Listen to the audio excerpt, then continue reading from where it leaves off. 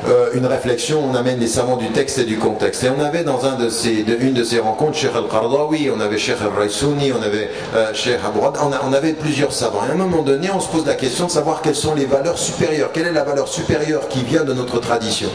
Et là, on a eu un débat, parce que dans la tradition grecque, donc ce dont on est en train de parler, il parle toujours de sa'ada, c'est-à-dire le bonheur. Et Cheikh Al-Qardawi dit, si on revient au principe islamique, ce qu'il faudrait qu'on dise, c'est el-falah, c'est-à-dire le succès, le salut, parce que c'est ce que nous avons comme texte coranique, c'est comme vocabulaire coranique. Mais ce qui est important, c'est qu'est-ce que ça veut dire que la compréhension dans la Grèce antique du bonheur, c'est-à-dire comment être aujourd'hui heureux. Puis il y a une vraie question. C'est-à-dire qu'aujourd'hui, dans les philosophies contemporaines, en particulier quand on parle d'éthique, on parle du bon agir ou de la bonne vie. Quelque chose de très très important. C'est-à-dire par exemple quand quelqu'un est en situation de le stade terminal, oui, la personne va mourir. Donc les médecins sont là, ils viennent et ils disent la personne va mourir. C'est pas réversible, c'est irréversible, stade terminal. Qu'est-ce qu'on peut se poser comme question d'un point de vue musulman? Comment on accompagne la personne dans la souffrance? Comment on accompagne dans la spiritualité? Est-ce que la personne a le droit à ce moment-là de bien finir sa vie? Question de fond. Comment on finit sa vie? Oui, vous avez envie de rentrer chez vous, vous n'avez pas envie de rester à l'hôpital, vous n'avez pas envie d'acharnement thérapeutique, vous voyez des questions fondamentales. Mais ça va venir d'où ça? Quelles sont les références? Là, vous êtes obligé de travailler sur la réflexion sur les finalités. D'accord? Et ces finalités, dans un débat où on n'était pas d'accord avec Cheikh Al-Qardawi, je disais mais quelle était la valeur? Je le questionnais, je lui disais mais quelle était la valeur? Il s'énervait d'ailleurs. Des fois il s'énerve. Avec moi il y a eu quelques moments d'énervement comme ceci. Parce que à un moment donné, moi je pose des questions, je dis mais quelle est la valeur ultime? Et lui il disait taqwa. Et pour lui, taqwa c'est l'essence, c'est-à-dire taqwa c'est la lumière par laquelle, alors nous souvent on traduit taqwa par la crainte révérentielle de Dieu. Pour moi c'est beaucoup plus l'amour révérentiel de Dieu. L'amour révérentiel, dans révérence, il y a l'idée qu'on craint Dieu dans l'amour qu'on lui porte. Pas la crainte de peur, non c'est pas ça. On ne doit pas développer avec Allah la crainte du policier, non, la crainte de l'amoureux. Vous voyez la différence? Et taqwa c'est ça. Et je lui disais mais ça c'est pas une valeur. La valeur ultime de l'islam, c'est pas dans le bonheur, c'est pas dans es-sa'ada, comme le disent les Grecs, c'est pas dans seulement le falah qu'est le salut. La valeur ultime que l'on doit avoir dans cette vie, par rapport à Dieu, par rapport à soi et dans l'au-delà, c'est es-salam, c'est la paix. Salamat al-nafs. Allah subhanahu wa ta'ala yad'u ila dar es-salam, c'est l'un des noms du paradis. Lui-même, il est es-salam. Moi, ce que je cherche, c'est pas un bonheur qui me ferait oublier, c'est que je comprends que le bonheur ne peut être que la conséquence de la paix intérieure. Oui, le bonheur pour moi c'est pas une finalité. Ce qui est une finalité, c'est comment je suis en paix intérieure. Et la paix intérieure, c'est comment Dieu me donne la paix, comment je m'approche de sa paix. On a rajouté des choses là-dessus. D'accord? Et puis qu'est-ce qu'il dit quand il arrive à Médine? Qu'est-ce qu'il dit à la fin? C'est tout salam. Salam c'est ça. Et l'islam c'est salam. Ouais, le micro en part. Donc vous me suivez? Et là, c'est des vraies questions, c'est-à-dire qu'à un moment donné, la personne qui finit sa vie, ce à quoi elle a droit, c'est salamat al-nafs, c'est d'être en paix avec elle-même, quitter le monde en disant Assalamu alaykum, c'est fini, je m'en vais. Parce que Assalamu alaykum, c'est quand on arrive, mais c'est quand on part. Assalamu alaykum, paix sur vous, je quitte, je m'en vais. Nuadda, ça veut dire on quitte. Pour moi, c'est l'élément ultime. Et toutes les règles islamiques, toute la philosophie islamique, toute la mystique islamique, elle est pour moi dans cette valeur ultime de salam. À tel point que j'ai changé ma façon de traduire islam. Je ne dis pas c'est soumission, parce que c'est pas vrai, ça ne traduit pas le mot islam. En fait, le verset qui nous dit ce que c'est que islam, c'est entrer dans la paix de Dieu, de tous vos êtres. La paix de Dieu, ça veut dire la paix avec vous-même, la paix avec la nature, la paix avec vos frères, la paix avec vos concitoyens, la paix avec l'humanité, la paix avec lui. Et la paix avec lui au départ et la paix avec lui à la fin. Pourquoi? Inna lillahi wa inna ilayhi raji'un. Nous venons de lui et nous retournons à lui. De la paix nous sommes venus, à la paix nous retournons. Et entre deux, on n'est pas très en paix. Donc il faut la faire. Il faut la faire. Des fois, on a envie de dire à des gens, fais la paix avec toi-même, et puis tu viens après. Enfin, on doit tous se dire ça. Virtuellement, dans le miroir de nos vies, on est tous en train d'essayer de faire la paix avec nous-mêmes. Vous m'avez compris dans ce deuxième domaine? Il faut que je... Combien de temps il me reste? Bon, j'ai le temps que je veux, donc allons-y. On ne dit jamais ça à un Suisse d'origine égyptienne. Troisième élément, c'est l'élément de la mystique. Et là, c'est très important. J'ai pris tout un chapitre aussi pour parler de ceci. Et oui, il parle des finalités. Et là, vous voyez bien que tout ce que je viens de dire sur la source, on le comprend dans la finalité. Qu'est-ce qu'ils disent, eux? Ils disent, en fait, si on a bien compris, c'est que le prophète salam enseigne par l'intermédiaire de Jibril alayhi salam au prophète alayhi salam, c'est l'ihsan, c'est l'élément supérieur. Et ce sur quoi vont insister les mystiques, c'est la chose suivante. En fait, toutes les prescriptions, tout ce qui nous vient du Coran, c'est pour transformer notre comportement. En fait, l'objectif ultime de l'islam, c'est la réforme de soi par la réforme de l'agir. Oui, la réforme de soi par la réforme de l'agir. C'est-à-dire, il faut réformer son action pour réformer son cœur, et en réformant son cœur, on va forcément réformer son agir. Et donc, ça veut dire, attention, non pas un islam des règles que l'on respecte, un islam du comportement qui nous transforme. Oui, du comportement. Et la prière, c'est un des éléments du comportement. Le jeûne, c'est un des éléments du comportement. Mais il faut se transformer. Et quand j'ai écrit la réforme radicale, j'ai pris exemple, c'est les mystiques, en disant la réforme des mystiques, c'est la transformation de l'être. Et la réforme dont on parle nous, ça doit être la transformation du monde. Mais leur objectif, c'est comment on fait. Et vous allez vous rendre compte que eux, leur obsession, va être la transformation du comportement et des cœurs. Et donc, c'est aller à Dieu en marchant et s'approcher. Et pourquoi? Parce que vous allez développer d'abord des stations. Des stations. Et ces stations, maratib. Et puis ces stations vont se succéder dans des ahwal. Et l'ahwal, c'est comment Allah Ta'ala mawahib. Et l'ahwal, ce sont des dons de Dieu. Et puis les stations, et le maratib, ce sont des makasib. C'est-à-dire, Dieu, c'est par l'effort que vous montez, et à un moment donné, Dieu va vous appeler. Il vous donne des états de spiritualité. Ça, c'est des mawahib, c'est des cadeaux. Mais les autres, c'est des makasib, c'est l'effort. Et en d'autres termes, qu'est-ce qu'ils disent? L'objectif essentiel de l'éthique, c'est le rapprochement de Dieu dans l'amour. Et donc ça veut dire, le but c'est ça. Mais c'est tellement vrai que le Coran le dit. In kuntum tuhibbun Allah. Si vous aimez Dieu, fattabi'uni, suivez le prophète salam. Mais pourquoi? Si vous l'aimez, suivez. Et qu'est-ce que vous aurez si vous l'avez aimé? Vous aurez le plus beau cadeau. Yuhibbukumullah. Parce qu'au bout du compte, c'est ça. Dire, si quelqu'un vient vers vous et je te dis, je te déteste, tu dis, tant que Dieu m'aime dans ta détestation, ça me va. Déteste-moi tant que tu veux, le plus important c'est que lui m'aime. Donc si tu me détestes pour des choses qui sont fausses, tant mieux.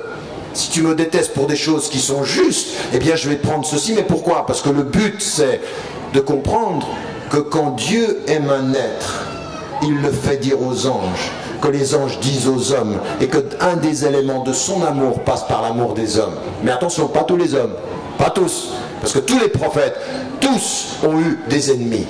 Ce n'est pas parce que vous appelez à la paix que vous serez en paix avec les hommes. Au contraire. Il y en a qui vous feront la guerre. Ce n'est pas parce que vous appelez à la vérité que vous aurez les gens autour de vous. Donc le prophète il a su, l'une des signes caractéristiques de sa prophétie, c'est qu'il allait être rejeté par son peuple. Et donc vous voyez bien, à un moment donné, il faut vivre l'adversité humaine pour appeler à l'humanité des hommes. L'humanité des hommes passe par l'adversité de certains hommes.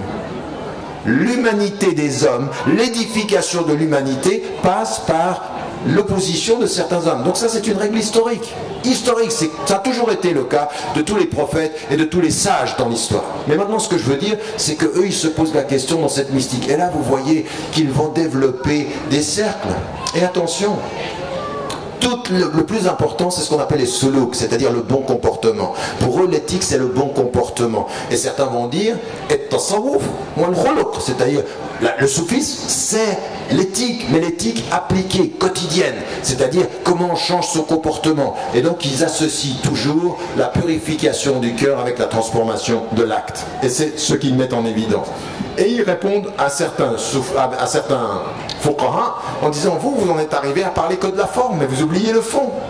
Et certains, aujourd'hui, on a l'impression qu'en islam, quand on entend des fuqaha, on ne parle pas beaucoup d'amour. Puis après, vous allez chez certains soufis, vous entendez parler que d'amour et plus de normes. Puis ensuite, vous allez chez les philosophes, vous parlez de grands systèmes, mais vous ne voyez rien. Donc on est dans une espèce d'explosion des savoirs. Là, on parle de tout, on ne fait rien. Là, on parle d'amour, mais on ne respecte plus grand-chose. Et là, on parle des règles, mais on n'a plus de sens, il n'y a plus de lumière. Donc ici, il manque du cœur. Là, il y a du cœur, il n'y a plus de forme. Et là, il y a de la pensée, mais il n'y a plus de forme et il n'y a plus de cœur. On fait comment? On dit on est divisé. On dit ça va pas. On dit c'est la crise. Et à un moment donné, il faut se réveiller, on se dit comment on fait. Et bien ma thèse fondamentale, c'est de dire que, à bien reposer la question de l'éthique, on inverse les choses. Je vais vous donner un exemple. Vous pensez, vous, que si vous venez avec le Coran, vous allez unir tous les musulmans. Mais moi, je vais vous dire une chose. À un moment donné, vous posez le Coran, la seule chose sur laquelle on est tous d'accord, c'est que c'est la parole de Dieu et qui vient de Dieu. Dès que vous ouvrez le Coran et que vous commencez à l'interpréter, halas, c'est là, halas chez nous, c'est la division. Le texte ne nous unit que parce qu'il est la source, et dès qu'on parle de la source, on n'est pas en accord. Par contre, vous inversez la réalité. Vous venez maintenant aux finalités. Ce texte-là, sur lequel on ne va pas être d'accord sur l'interprétation, on doit essayer de réaliser quoi? Est-ce que vous êtes d'accord qu'il doit faire de nous des gens de justice, des gens qui purifient leur cœur, des gens qui servent l'humanité? Est-ce que nous sommes d'accord sur les finalités éthiques du texte? Oui. Vous prenez n'importe quel juriste, là de tout ce que je viens de vous dire, dans tout ce que je viens de vous dire, au-delà de la catégorisation des sciences, est-ce que vous êtes d'accord avec moi, avec ce que j'ai dit à un moment donné? Si l'islam n'a pas pour but de nous donner des règles qui transforment notre être, il y a un problème. Vous êtes d'accord? Eh bien, vous allez vous apercevoir que chiite ou sunnite, malikite, hanafite, hanbalite ou shafi'ite, dans l'autre sens, pour le respect de la chronologie, quelle que soit l'école juridique, nous sommes d'accord sur une chose, c'est que toutes ces règles-là, elles sont destinées à faire de nous des êtres humains qui l'aimions davantage, qui respections davantage ces règles et qui travaillons pour la justice, pour la dignité, pour la liberté. Oui ou non? Est-ce que là, quelles que soient nos écoles, nous ne sommes pas d'accord sur les buts? Est-ce que nous ne sommes pas d'accord sur le but que éthiquement, moralement, ce que tout ce texte est venu nous dire, c'est vous ne serez jamais respectable en tant qu'être humain si vous ne vous éduquez pas à respecter les principes de vie, respecter vos concitoyens, servir l'humanité, respecter la nature. Est-ce que nous ne sommes pas d'accord là-dessus? Eh oui. Et en fait, l'éthique, c'est la finalité par laquelle on peut essayer de remonter pour unir les sciences, pour les faire se parler. Ne pas essayer de les parler, de les faire se parler à partir du Coran parce qu'il y a plusieurs interprétations, mais sur les finalités essentielles. Et en fait, les finalités essentielles, vous allez vous apercevoir qu'elles sont non seulement islamiques, mais qu'elles sont universelles. Quand vous entendez Allah subhanahu wa ta'ala nous dire nous avons donné la dignité, alors moi je vais prendre la finalité, je vais remonter. Je veux un fiqh qui respecte la dignité humaine. C'est-à-dire que toute légalisation d'une attitude inhumaine ne peut pas être islamique. Raison pour laquelle, au nom de la finalité, s'il y en a un musulman qui vient vers moi et qui vient me dire que la torture est acceptable, je lui dis au nom des finalités, c'est non. Un musulman qui vient vers moi et me dire qu'un arabe vaut mieux qu'un noir ou un noir moins qu'un blanc, c'est non. Un qui réussisse à me dire qu'il est normal d'être antisémite, c'est non. Au nom de quoi? Des finalités sur lesquelles nous sommes d'accord, que l'islam a dit et a répété. Ça veut dire quelle que soit la couleur, quel que soit le genre, quelle que soit la religion, quelle que soit l'origine, ça ne se discute pas. Vous me suivez? Je passe par l'autre bout pour revenir en disant là on va être d'accord ou pas? Mais moi, qu'on vienne vers moi et qu'on vienne maintenant aujourd'hui dans les États du Golfe respecter aucune des principes de l'islam en nous disant on peut utiliser les Asiatiques qui viennent travailler, ceux qui viennent de Thaïlande, ceux qui viennent de Philippines, ceux qui viennent de Népal, et qu'on constitue un nouvel esclavage au nom des finalités. C'est non. Et n'importe quel cheikh, moufti, qu'il soit séoudien ou n'importe lequel qui justifierait ceci, ferait un islam de la forme légale, pas un islam des principes éternels qui sont les nôtres. Je vais passer par l'autre, mais je ne suis pas d'accord. Je vais dire, attends, t'es moufti, mais t'es que moufti. T'es que moufti, t'es qu'un être humain. Il y a des principes qui dépassent ta légitimité et la légitimité que tu donnes à des pouvoirs de faire n'importe quoi. Parce que vous avez des savants aujourd'hui qui justifient ça. Qui justifient ça. En disant, mais oui, il y a des textes en islam qui sont, quand on possède quelqu'un, on a le droit, c'est comme un esclave. Non.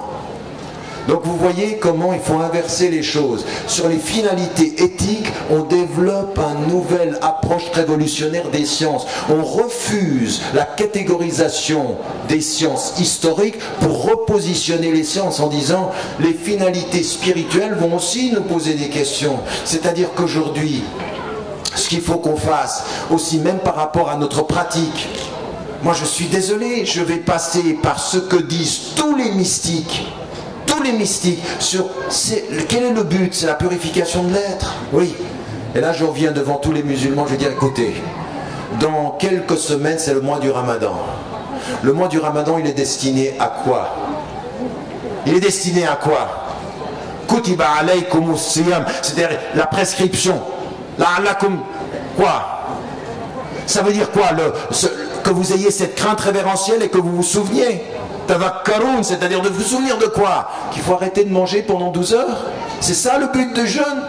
C'est-à-dire qu'il faut passer sa nuit à faire n'importe quoi? Il faut consommer plus? Non. La finalité du jeûne doit faire reconsidérer toute la pratique du jeûne. Toute la pratique du jeûne, on doit la reconsidérer, c'est-à-dire que c'est un moment de spiritualité, c'est un moment de purification du cœur. Qui jeûne avec le corps et ne purifie pas son cœur avec Dieu, fait la suivi de la forme et non pas la compréhension du fond. Et donc ça veut dire, je suis désolé, vous ne respectez pas l'islam si à la fin de la journée du Ramadan, sur votre table, il y a plus que ce que vous pouvez manger. Qu'au lieu d'avoir plus que ce que vous pouvez manger, mangez ce que vous pouvez manger et donnez le reste aux pauvres à côté de vous. Qu'ils soient d'ailleurs musulmans ou pas. Vous feriez un grand bien à la France pendant le mois du Ramadan de manger juste ce qu'il vous faut et donner tout ce qui ne vous est pas nécessaire. Donnez aux gens, donnez aux pauvres, donnez aux gens de la rue. Montrez qui vous êtes. Montrez ce que c'est que la conscience du jeûneur. La conscience du jeûneur, c'est la plus grande résistance à la société de consommation. Si et seulement si on a compris les finalités et non pas simplement les règles. Oui, la même chose pour les animaux, la même chose pour tout le reste, la même chose sur notre façon de se vêtir. Comprenez que c'est par la finalité qu'on développe une réconciliation des savoirs. Et en même temps, même de la philosophie. Même de la philosophie, pourquoi? Parce que tout ce que je vous dis, ça amène à quoi? À questionner quel est le sens, comment je fais avec ma raison. Aujourd'hui, on a, et c'est ce dont je parlerai demain matin, on a plein de sciences, il faut commencer à réfléchir, comment j'applique ça dans ces sciences. Demain on va parler par exemple de la médecine. Il y a des gens qui sont des médecins, parfois sont victimes de systèmes économiques qui les remettent dans des situations dans lesquelles ils ne peuvent pas prendre de réponse des finalités humaines, parce que la pression économique est telle qu'il vaut mieux épargner de l'argent que de respecter les dignités. Des choses absolument abominables, des choses qui ne sont pas acceptables. Donc c'est vrai dans notre façon même, et même nous dans nos cultures. Attendez, on est dans les cultures asiatiques ou dans les cultures arabes, on a une situation par rapport à la maladie qui ne respecte pas la dignité et le droit de chacun. Attendez, si je suis malade, devant Dieu et devant ma conscience, j'ai le droit de le savoir. Vous arrivez, c'est ce que je disais, un jour j'étais au Maroc sur la question du cancer, et j'ai pu parler aussi à des Turcs sur des questions, même sur la question du sida à l'île Maurice. Et des personnes, elles sont malades. La personne, elle est malade du sida. Je ne sais pas si vous avez vu le film en Égypte sur la question du sida, où une femme, elle va être atteinte du sida parce qu'en fait son mari va avoir le sida en prison. Donc elle était mariée à quelqu'un qui va être en prison. Il a le sida, quand il sort, il lui transmet le sida. Et elle doit trouver de l'argent pour son opération. C'est une histoire vraie qui a été faite en film. Et le médecin, le type de la télévision qui veut l'aider à avoir de l'argent, il dit à une seule condition, c'est que vous dites comment vous l'avez eu. Elle dit non. Moi je vais me présenter comme une femme malade, mais ça n'est pas à vous de savoir pourquoi j'ai été malade. Depuis quand je suis malade, vous avez le droit d'être le juge des causes?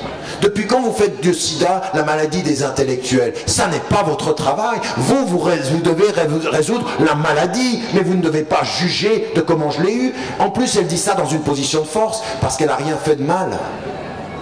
Mais c'est très fort ça. Elle dit, ça n'est pas à vous d'être mes juges. Et si je l'avais eu parce que j'étais homosexuel, même si je suis malade et homosexuel, votre devoir c'est de me soigner, c'est pas de me juger. Depuis quand est-ce que... Parce qu'il se peut que Dieu m'ait fait avoir cette maladie pour me purifier de mon passé. Vous êtes le juge de mon passé. Dieu est l'ami de mon présent. Et si vous êtes juste avec votre fonction, vous me guérissez et vous ne me demandez pas la cause. Elle est morte cette femme. Tout ce que je viens de dire là sur la fin, ça sera les cas pratiques de demain sur l'éthique universelle et l'éthique appliquée. Vous avez compris comment la catégorisation est historique, elle vient d'un processus historique, et comment nous aujourd'hui, à continuer à séparer, nous perdons le sens, nous perdons la lumière, nous perdons l'origine, et qu'il faut réconcilier ceci par rapport aux finalités éthiques de notre comportement. C'est clair? Alhamdulillah, je crois que la parole est à vous. J'ai presque pris tout le temps là, non? Il n'y a plus de questions? السلام عليك يا رسول الله السلام عليك حبيبي يا نبي الله السلام عليك يا رسول الله السلام عليك حبيبي يا نبي